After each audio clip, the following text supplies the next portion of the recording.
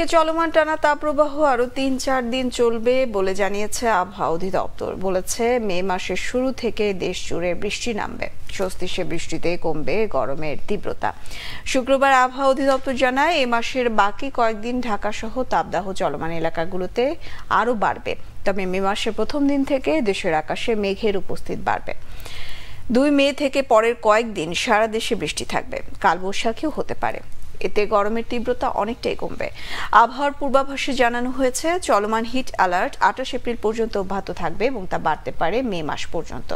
গত ২৪ ঘন্টায় দেশের সর্বোচ্চ তাপমাত্রা রেকর্ড করা হয়েছে চুয়াডাঙ্গায় ৪২.৭ ডিগ্রি সেলসিয়াস, যা ৭৬ বছরের মধ্যে রেকর্ড ভাঙা টানা তাপপ্রবাহ। ২ মে থেকেই দেশের বেশিরভাগ জায়গায় কালবৈশাখী ঝড়, সেই সাথে বৃষ্টি অথবা বজ্রসহ বৃষ্টিপাতের সম্ভাবনা রয়েছে। এই বৃষ্টিপাতের কারণে কিন্তু তাপমাত্রা কমে গিয়ে স্বস্তিকর অবস্থা ফিরে আসতে পারে। কোথাও কোথাও ২ থেকে ৩ ডিগ্রি সেলসিয়াস বা আরও বেশি কমে যাওয়ার সম্ভাবনা রয়েছে।